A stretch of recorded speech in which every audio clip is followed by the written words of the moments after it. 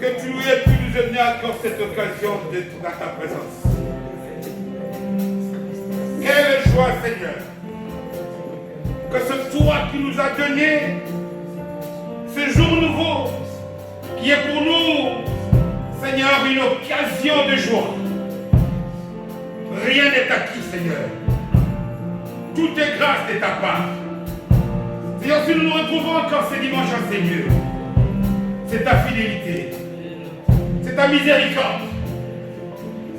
Nous ne pouvons, Seigneur, que te donner toutes nos actions de grâce.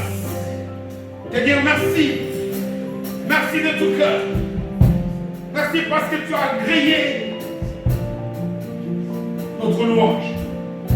Tu as agréé d'ailleurs la présence de chacun d'entre nous, Seigneur. Notre prière, Seigneur, c'est comme on vient de le chanter, nous voulons faire ta volonté. Alors, révèle-nous ta volonté. Parle-nous, Seigneur. Nous voulons entendre ta voix. Dis-nous des choses. Donne-nous notre pain de ce jour, Seigneur. Révèle-nous ta pensée. Ta pensée qui nous éclaire. Ta pensée qui nous donne la vie, qui nous guérit. Ta pensée qui nous bénit. Nous croyons que personne n'est pas sorti de ces lieux tel qu'il est rentré. Nous croyons que tu es un Dieu qui nous amène toujours de gloire en gloire. Qui fait toujours des choses extraordinairement bonnes dans nos vies. Quelle grâce que d'avoir un Père comme toi. L'or t'appartient. L'argent t'appartient. Toutes les pierres précieuses t'appartiennent. Alors ce que tu attends de nous, Seigneur, c'est que nous puissions être des disciples. Des disciples qui sont accomplis, qui sont matures, qui sont à ton service et qui sont là pour te louer, pour pousser vers toi des cris de joie, pour t'acclamer.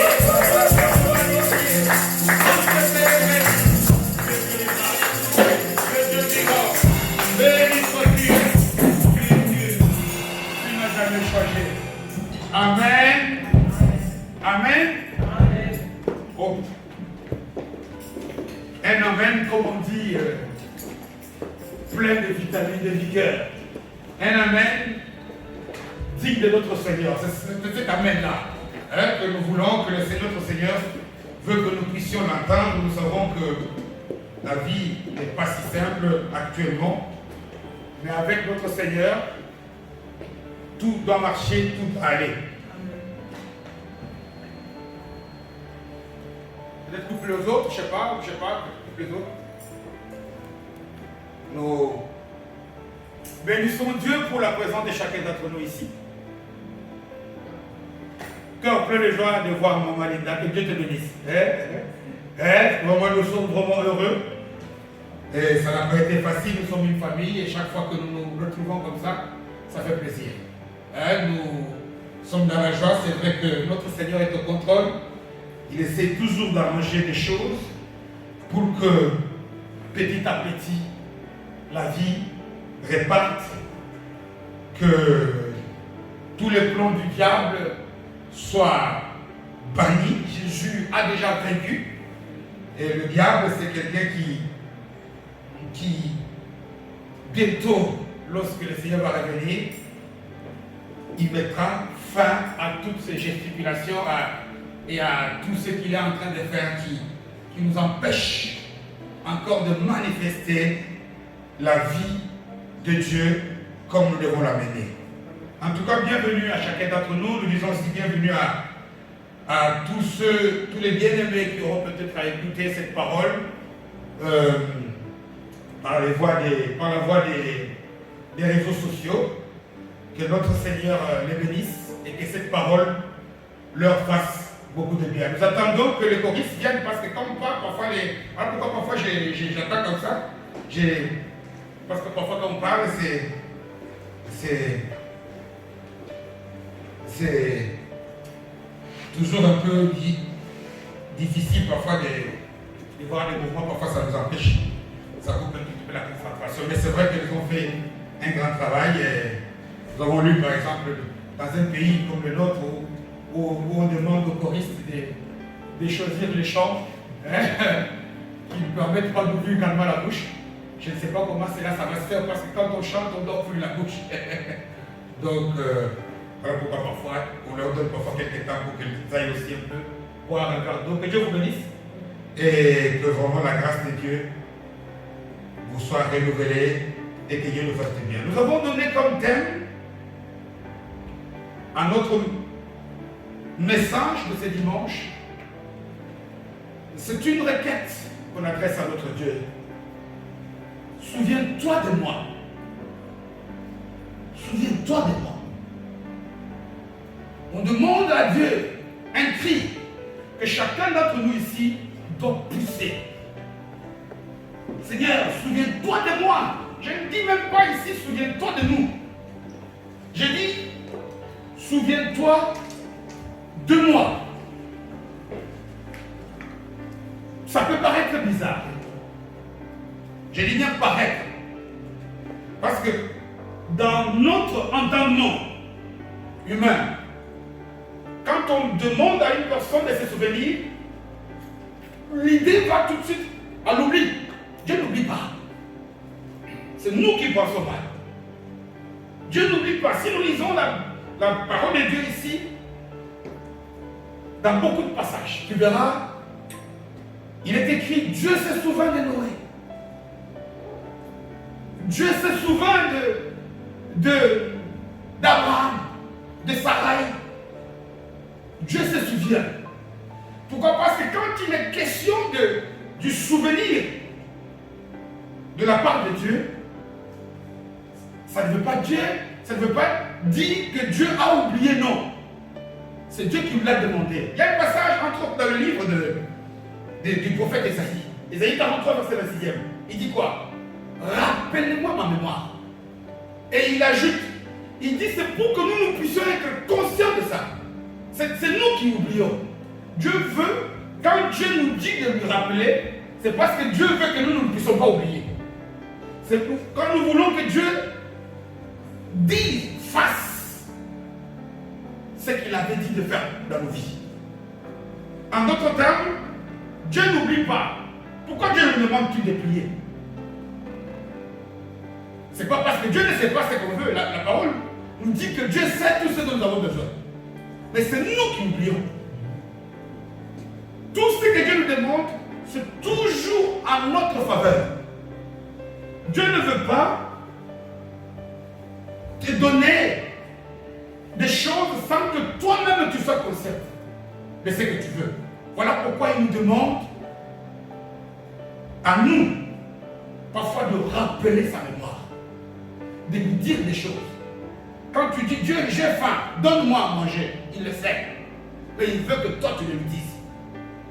Et d'ailleurs, nous humains ici, vous verrez que dans beaucoup de temps aussi, ça nous arrive de pouvoir dire à quelqu'un de te rappeler. Lorsque nous avons une facture de courant, de gaz, qui n'a pas été payée, on reçoit un rappel. Ces gens-là n'ont pas oublié, même nous, on n'a pas oublié. C'est qu'on veut nous dire, attention, si tu ne fais pas, tu risques, d'ailleurs, ils disent, si tu ne payes pas la facture dans les 15 jours, tu risques de payer des amendes. Donc, notre prière, c'est dimanche, de dire à Dieu, pense alors à moi. Tu m'as promis des tas de choses. Maintenant, c'est mon tour. Tu m'as dit de te rappeler, je te rappelle. Et ça, c'est la prière que nous allons essayer d'adresser à notre Seigneur pour qu'il nous donne la réponse. Pourquoi cette prière? Pourquoi cette requête? Dimanche passé, nous avons lu un passage, même d'ailleurs le dimanche qui a précédé, où Dieu nous dit, notamment, nous avons lu le passage de d'Éphésiens chapitre 2. À partir du verset 1er, il nous dit quoi?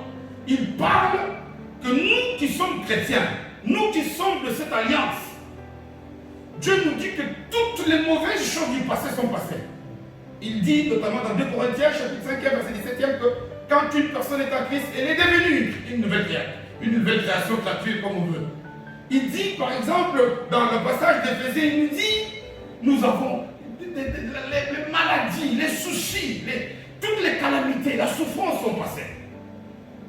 Et il nous donne, nous avons dit que pour pouvoir bénéficier de ces choses-là, la première chose, c'est que tout le monde va être sûr qu'il a Jésus en lui. C'est ça que nous avons appelé. Il a reçu Jésus, que Christ est en moi. C'est ça, voilà pourquoi Paul dit, Christ en moi, c'est un mystère qui nous a été révélé parce que c'est l'espérance de toute la gloire.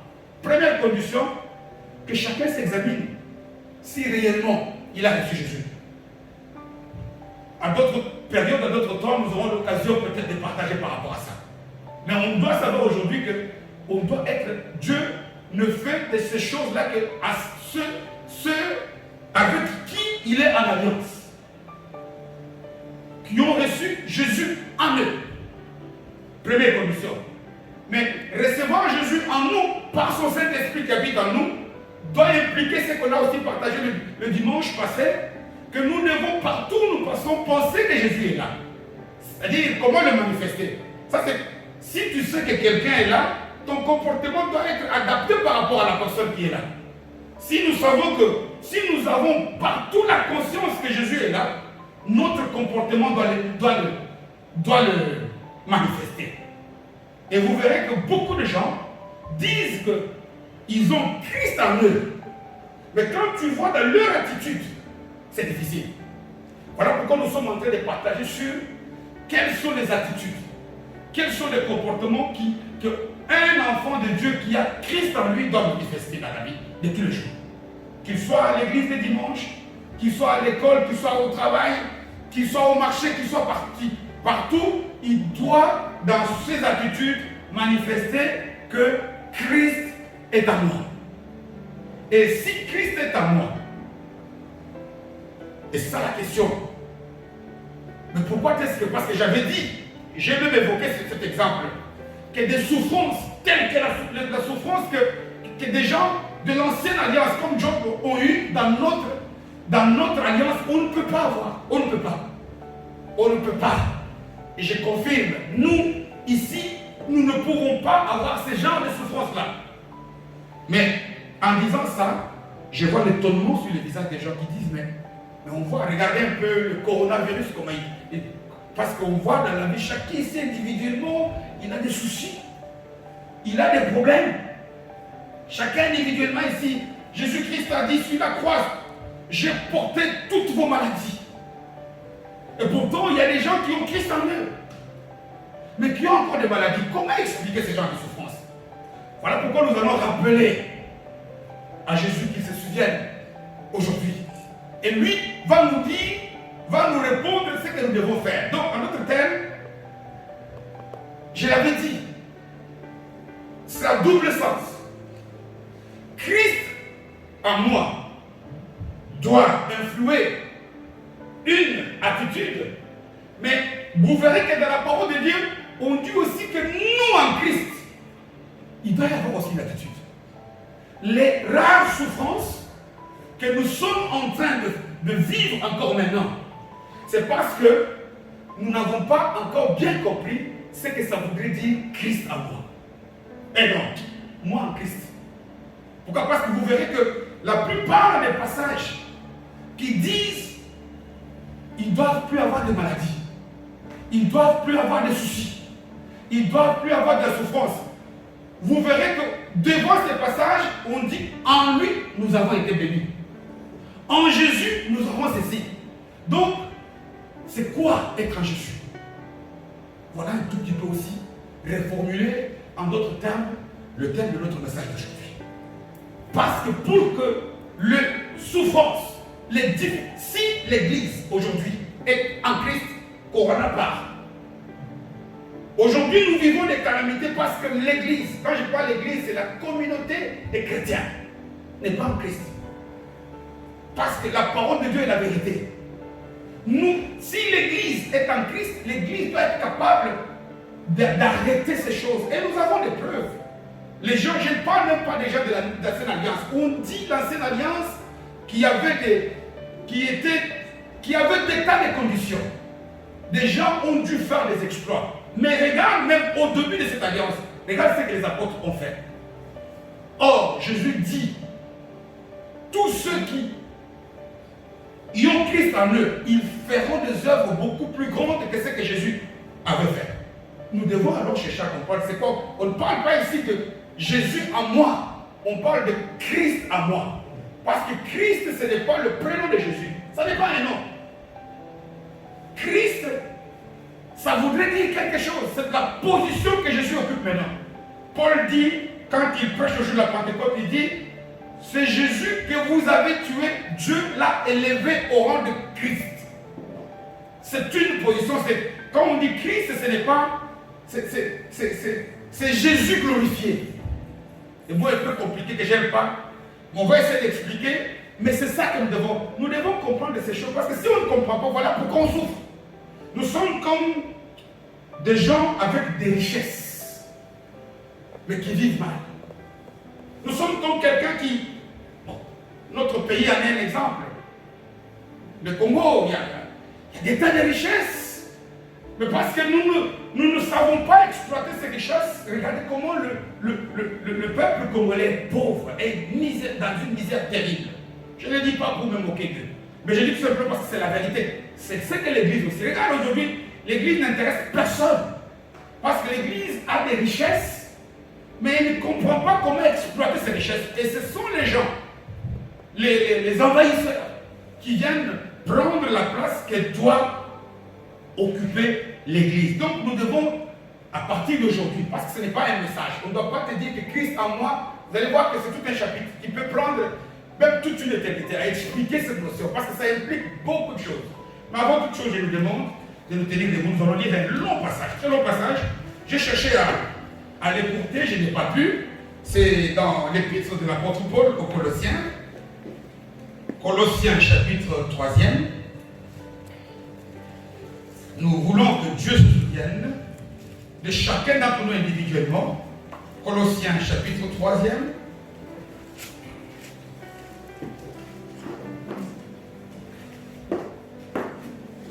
Colossiens s'appelait Éphésiens, après Philippiens. Non, je ne dis pas. Non. Philippiens, chapitre 3e. Excusez-moi. C'est Philippiens, oui. Philippiens, chapitre 3e.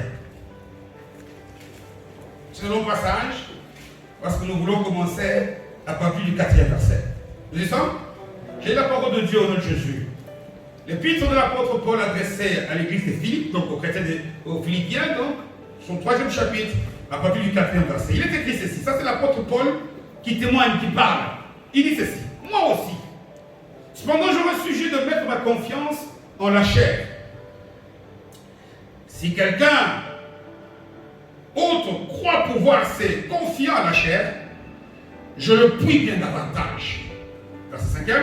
Moi, circoncis le 8e jour, donc qui a suivi à la lettre la religion telle qu'elle était pratiquée par les Juifs à l'époque, de la race d'Israël, je suis donc d'origine de ce pays, le peuple de Dieu.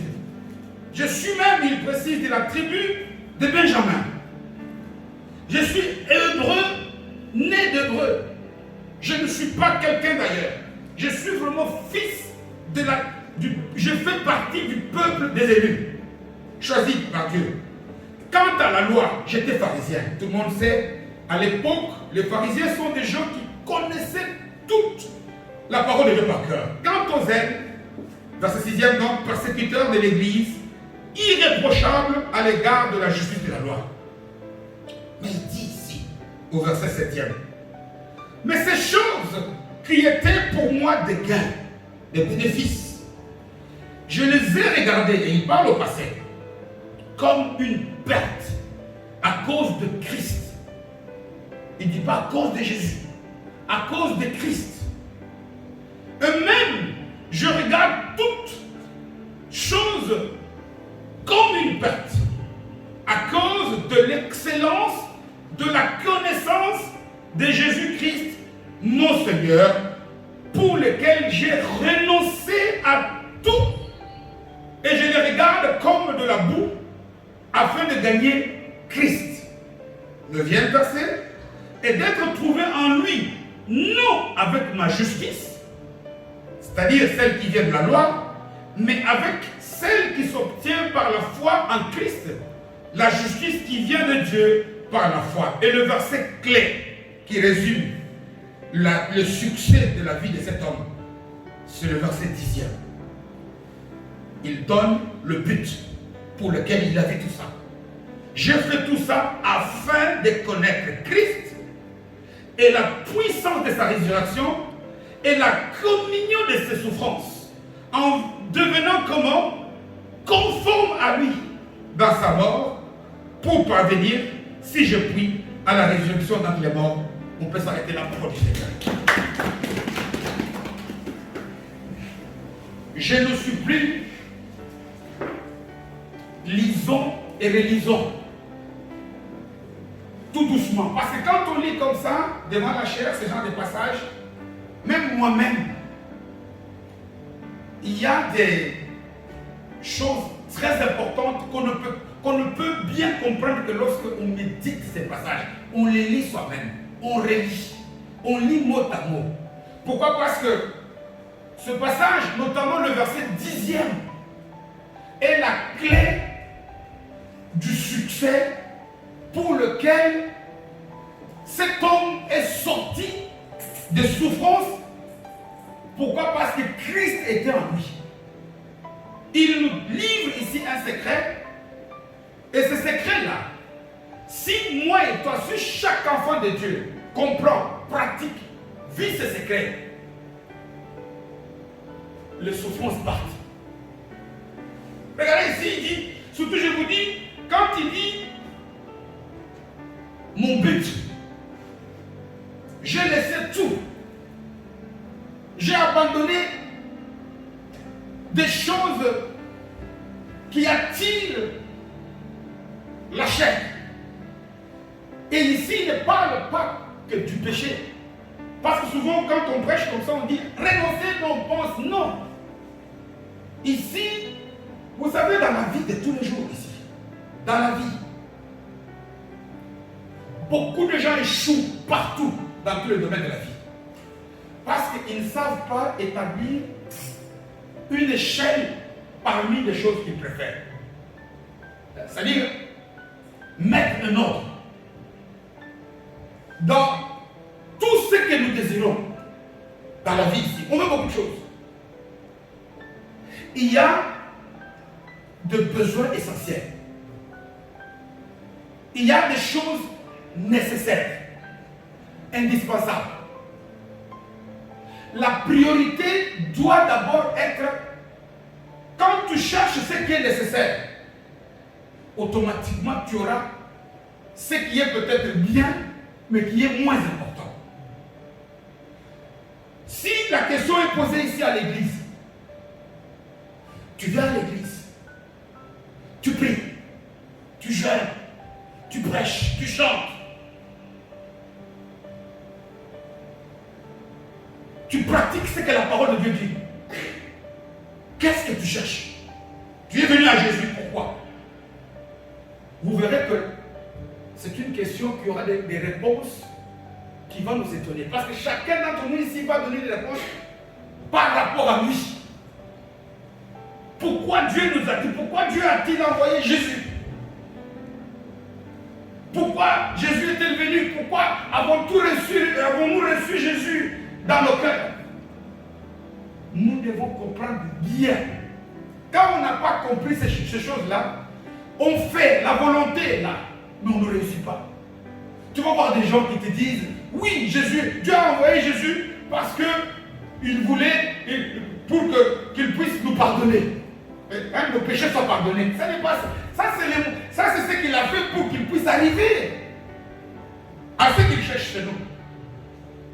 Oh, c'était pour la réconciliation. Non, ce n'est pas ça. Pourtant, il y a un passage que nous tous ici, tout chrétien connaît par cœur, qui résume pourquoi ce que Dieu a fait pour nous. Jean, chapitre 3e, verset 16e. Il parle à Nicodème, il dit quoi? Dieu a tant aimé le monde qu'il a donné son Fils unique, Jésus le Christ, afin que tous ceux qui vont recevoir ne périssent pas, mais qu'ils puissent recevoir quoi? La vie éternelle. Voilà, selon Dieu d'abord, ce que nous devons chercher. Savoir alors c'est quoi la vie éternelle. Parce que si tu sais, Dieu, si je t'ai donné un micro ici, si on nous a donné le GSM pour téléphoner, Le GSM peut faire autre chose. Mais si j'ignore la fonction principale, le GSM tombera en panne. Amen. C'est très important. Dieu, d'abord, Jésus est mort, il est venu, ce n'est pas moi qui l'ai dit, il est venu parce que Dieu veut nous donner à nous la vie éternelle. Maintenant, quand toi, tu comprends c'est quoi la vie éternelle, tu travailles selon ce que Dieu dit, la vie éternelle, tu auras autre chose. Voilà pourquoi il dit dans Matthieu, cherchez d'abord, premièrement, les royaumes des cieux, c'est-à-dire les choses de Dieu. Alors toute chose vous sera donnée. La plupart d'entre nous ici, nous cherchons d'abord dans la vie. Regardez, j'ai dit, ce que j'ai dit, c'est valable dans l'église, mais c'est valable dans toute la vie en général. Quand tu vas au travail pour travailler, si tu veux trouver ton salaire, d'abord, tu dois comprendre le but principal du contrat de travail. Et puis tu peux faire autre chose. Sinon, tu perdras le contrat. On doit chercher or. La plupart d'entre nous ici, nous investissons aujourd'hui l'église. Quand on veut, mon Dieu, c'est quoi? Qu'est-ce que je peux? Je vais à l'église parce que je peux être malade. La preuve, nous avons connu la maladie aujourd'hui. Parce que nous avons oublié. Et ici, comme par exemple, on le dit aussi, Paul nous donne un tout petit peu avec ces mots l'explication de ce que c'est la vie éternelle. Jean 17, Jésus le résume aussi quand il prie, quand il dit la vie éternelle, c'est connaître qui? Dieu. Le problème, les gens, nous venons à l'église. Nous connaissons les choses de Dieu, mais nous ne connaissons pas Dieu. Et ici, lui dit, moi mon but, j'ai d'abord laissé tout. Ça ne veut pas dire que ces choses qu'il a laissées étaient mauvaises.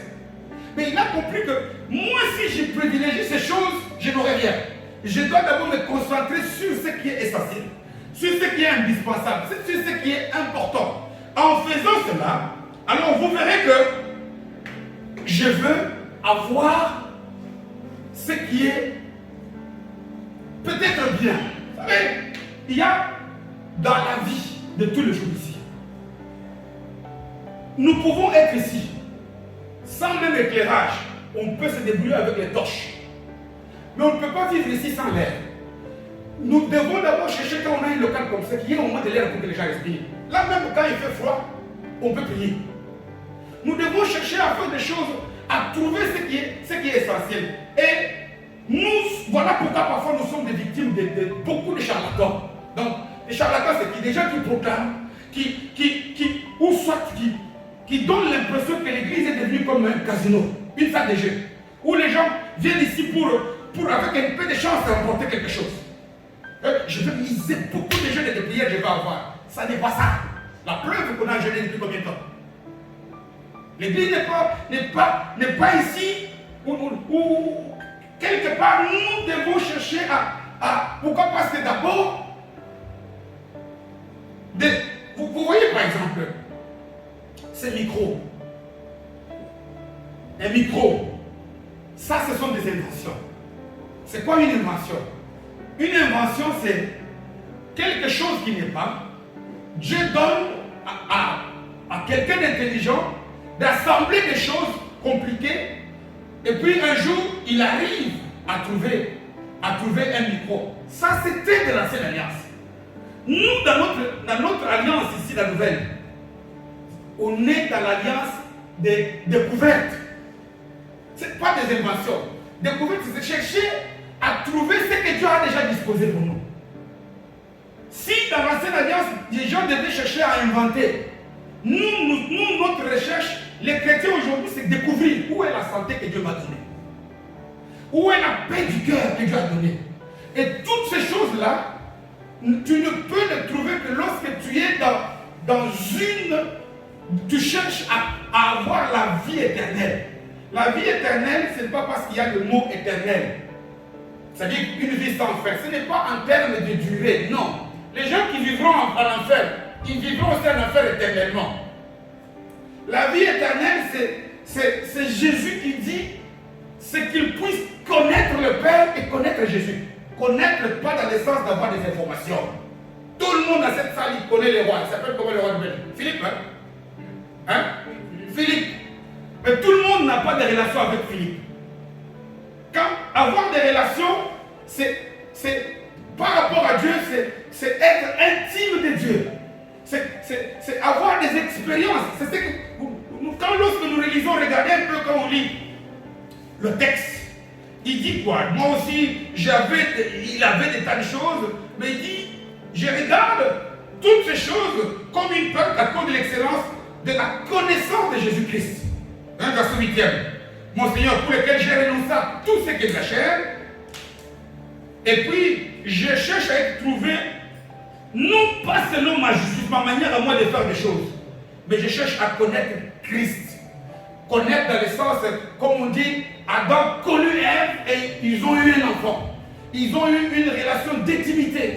Il n'y a pas de secret entre les deux. C'est se connaître là que Dieu veut être, qu'il y ait une intimité parfaite.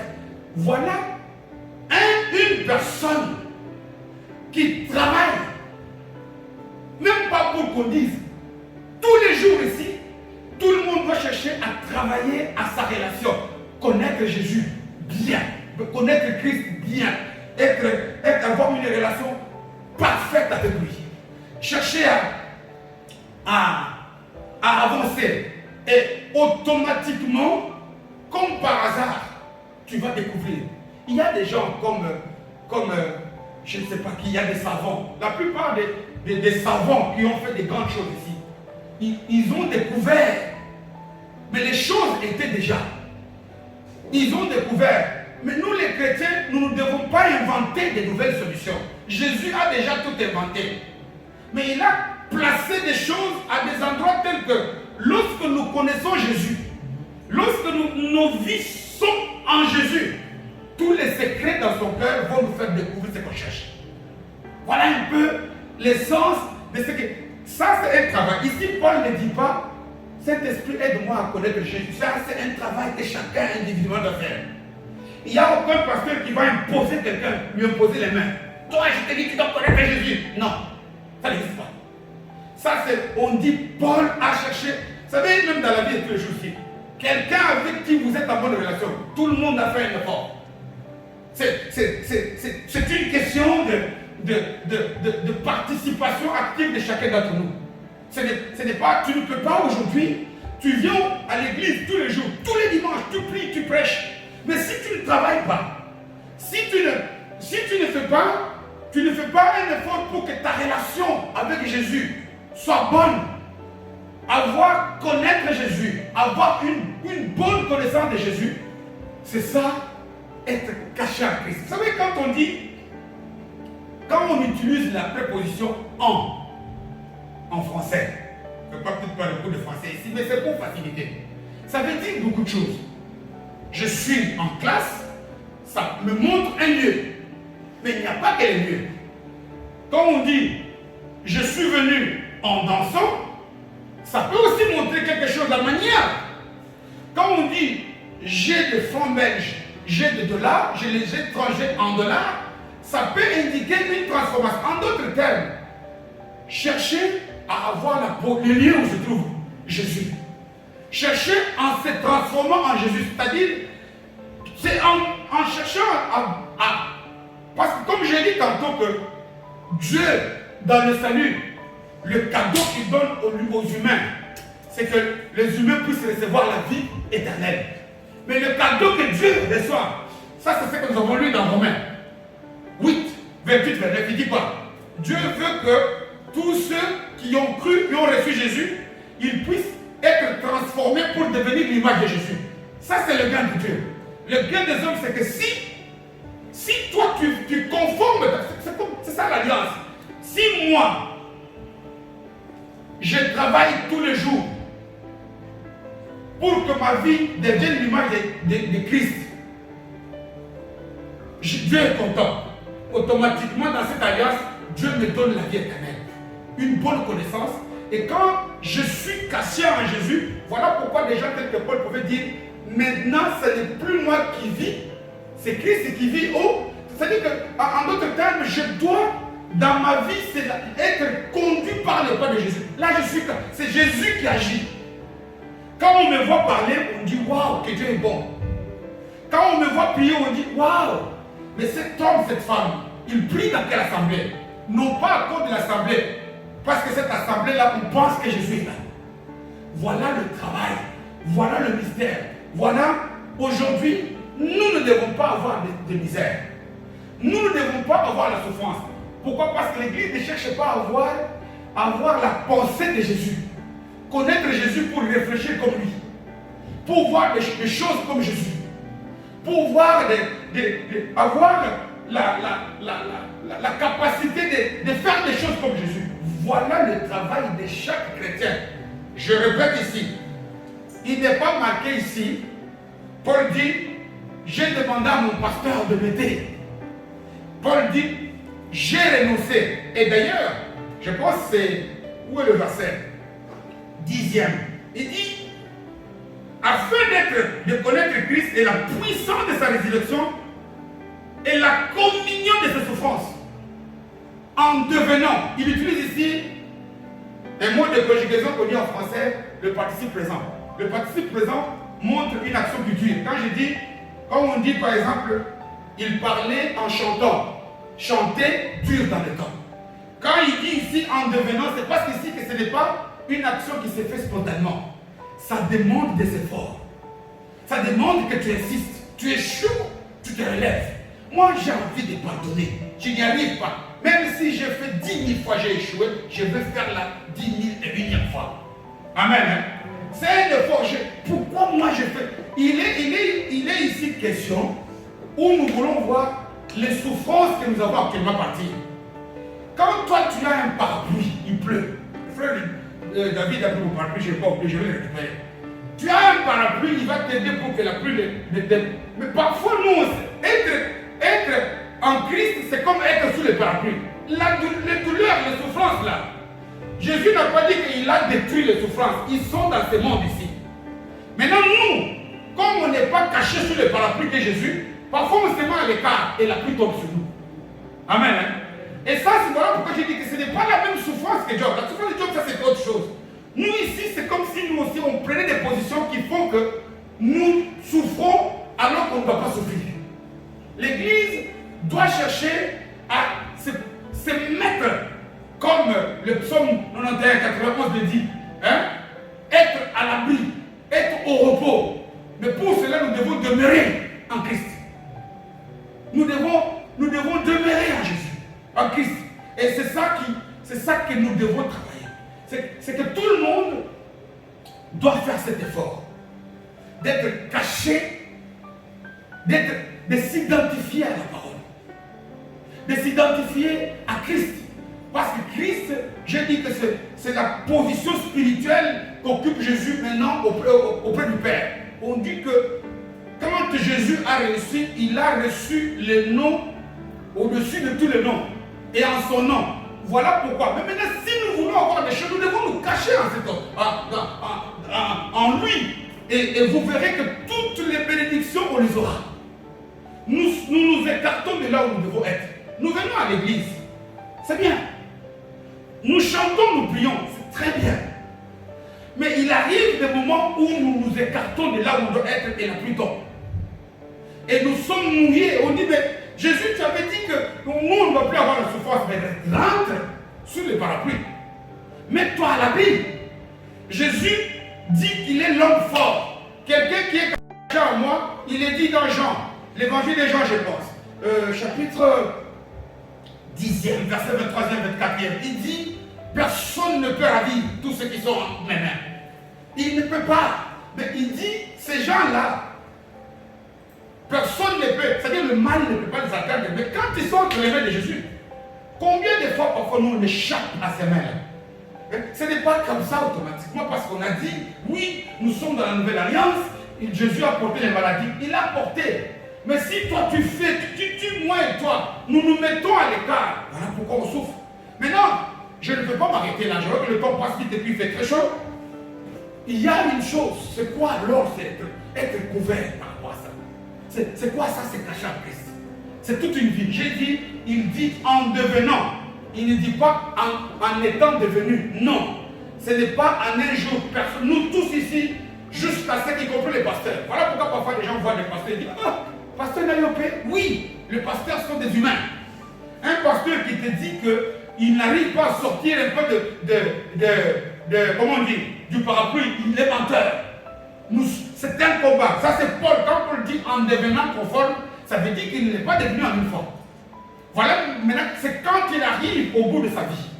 Dans 2 Timothée chapitre 4, il dit que moi, je peux dire que j'ai gagné la course parce qu'il savait comment il a vécu. Et quand il a dit ça, 2-3 jours après, il est mort. C'est à la fin de sa vie qu'il pouvait faire ces bilans. En d'autres termes, je disais ceci. Nous devons alors comprendre c'est quoi alors? Comment travailler à connaître Christ? Comment devenir conforme? Nous l'avons dit ici qu'il y a quelques semaines, on a partagé le message où je dis les choses de l'ancienne alliance, de Genèse 1 jusqu'à Apocalypse 22, c'est la parole de Dieu. Quand nous disons que nous sommes les chrétiens de la nouvelle alliance, ça ne veut pas dire que les choses de l'ancienne alliance sont tombées caduques. Non. On doit les lire maintenant avec des yeux ouverts. Parce que nous en voyant ce que Dieu nous révèle la réalité. Ça, c'était l'homme. Regardez par exemple quelqu'un comme Abraham. Parce que nous sommes nous aussi dans cette disposition de la grâce, comme on dit. Dans notre disposition, dans le temps dans lequel nous vivons ici, nous avons reçu par grâce le salut, mais le moyen pour pouvoir avoir cette grâce, Paul le dit dans l'Éphésiens, il dit que c'est la foi, n'est-ce pas? Et le père de la foi, c'est Abraham. Bien que lui, il avait lutté pour avoir des choses. Mais nous, maintenant, nous luttons pour hériter des choses. Mais Dieu avait promis à cet homme des choses, d'être béni. Mais à partir de quand? Pourquoi cet homme a souffert pendant longtemps? Dieu lui dit, il s'est écoulé 25 ans pour qu'il puisse palper ce que Dieu lui avait donné. C'est à partir du moment où cet homme a enlevé le voile des choses qui étaient en lui. Et le jour, vous verrez quand nous lisons le livre de la Genèse, chapitre 13e, le verset 14e, mais lisons même tous les chapitres. Tout le monde connaît la séparation d'Abraham avec son neveu Lot. Hein? La clé est là. Si tu as compris, nous tous ici, nous avons des tas de Lot. Si Lot, à l'époque d'Abraham, était un individu, mais nous avons beaucoup de Lot. Et nous souffrons parce que Genèse 13, verset 14, on dit que le jour où Abraham s'est séparé de Lot, on dit que ses yeux souffrirent. Donc il a reçu la révélation maintenant. Et c'est depuis ce jour-là que tout est parti pour cet homme. Et Lot, c'est quoi? Lot qui nous fait souffrir, c'est qui? On n'a pas assez de temps. Il sera 14 heures dans peu de temps. Mais je vais introduire. Parce que j'ai dit, ma prière, c'est que j'aimerais que chacun d'entre nous ici, quand on arrive à la fin de l'année, quand il donne des témoignages, ce n'est pas que oh, j'ai un micro. Non. C'est des témoignages des gens des morts qui sont ressuscités. Des cancers qui sont guéris. Ces choses-là, c'est possible. Ce n'est même pas à chercher. Nous devons découvrir où c'est caché. Ces choses-là sont là. Toute la parole de Dieu est vraie. Imaginez-vous que quand Dieu dit à cet homme, quitte ton pays, on connaît l'appel à partir de Genèse 11e, 12e et tout ça. Et puis il vient avec son neveu, etc. Et puis au 13e chapitre, il est écrit qu'il y a eu des disputes entre les ouvriers d'Abraham et ceux de son neveu. Mais regarde, Abraham dit à Lot, nous devons nous séparer. Ici, il y a d'abord une première leçon que l'on doit tirer. C'est plus facile ici que quelqu'un dise, ah oui, c'est vrai, je vais chercher mon Lot pour me séparer. Est-ce que nous imaginons, c'est vrai que sur le plan humain, cet homme-là, Lot était le neveu d'Abraham. Mais non, mais Lot, quand on lit les commentaires bibliques, Abraham, là c'était le fils à son frère. Mais il a eu bébé, il a élevé. Ils ont vécu pendant beaucoup de temps. L'autre pour Abraham, ce n'était pas n'importe qui. L'autre, c'était le fils d'Abraham. Croyez-vous que quand Abraham dit à l'autre, oui, on doit se séparer, ça a été facile pour cet homme? Non. En d'autres termes, nous devons être capables parfois de nous séparer des choses qui sont difficiles, Dieu le sait. Nous devons prendre parfois des décisions difficiles, Dieu le sait. Difficile là, c'est que, je vais vous donner un exemple. Ça peut même être une relation physique humaine ici. Tu ne peux pas évoluer quand tu as côté cet homme. Dieu dit, ne le fais pas ennemi, mais détourne-toi de lui. Il y a des gens, quand tu es avec la personne, tu ne peux pas éviter de faire même un petit péché. Tu peux tout faire, il va te provoquer pour que tu pêches. Tu vas même tirer un petit mensonge. Je ne dis pas ici de devenir ennemi à cet homme. Détourne-toi de lui. Parce que cet homme-là, c'est un voile. Il te pousse toujours. Pourquoi est-ce que Dieu t'a révélé? Vous savez, quand nous souffrons, la souffrance que nous sommes en train de vivre actuellement, elle est de deux sortes. Si dans l'ancienne alliance, quand je dis par exemple que nous ne pouvons plus connaître les malheurs, la souffrance, telle que celle que les Job ont connue, d'abord, pourquoi? Parce qu'à ce moment-là, nous étions victimes de la persécution. Des persécutions du diable. Mais si nous avons reçu, Jésus dit, une maison ne peut pas être occupée par qui? Par deux maîtres. Si nous avons reçu Jésus, et que lui, le Saint-Esprit prend toute sa place dans notre esprit, le diable n'est pas mort, mais il nous opprime maintenant de l'extérieur. C'est-à-dire, il cherche à ce de profiter des circonstances pour que nous-mêmes, on puisse commettre des fautes. C'est séparé de l'autre. Ça peut être quoi? Il y a des souffrances que nous avons aujourd'hui qui sont dues au fait que si, pour que Dieu me donne du travail, je dois apprendre à gérer l'argent. Je suis très dépensier. Croyez-vous que tant que je n'ai pas appris ça, Dieu va me donner le travail. Dieu va faire en sorte que je vois que je suis dépensier. Tant que je n'ai pas enlevé ce défaut-là, les choses vont aider. Cette chose-là, c'est un autre. Amen. Il y a des souffrances dans lesquelles parfois nous-mêmes on se met. Et maintenant, le diable va profiter pour dire, tu as conduit, tu vois comment tu es pauvre. On a là embauché un païen et toi tu souffres comme ça. Mais non, mais parce que tu as un lot, tu l'aimes tellement, c'est les dépenses. Tu as peut-être acheté des tas de choses, de telle sorte que Dieu sait que si cet homme, je donne du travail, il va perdre tout l'argent. Mais Dieu ne va pas donner. C'est comme on dit, c'est le jour où, parce que le lot veut tout simplement dire littéralement voile. Enlever ce qui te voile, ce qui te masque, ce qui te rend aveugle, ce qui t'empêche de voir ce que tu dois voir. Il y a parfois des gens qui souffrent. Une souffrance. Pourquoi? Parce que si tu lui demandes c'est quoi le bonheur, lui-même il ne sait pas. Il y a des gens, il a tout, mais il n'est pas content. Ouais, tu as quoi? Moi je suis toujours malheureux comme ça. Il y a parfois des souffrances dans lesquelles nous-mêmes on se met. Il y a des souffrances qu'on appelle des épreuves. Quand je dis souffrance, Dieu ne donne pas la souffrance.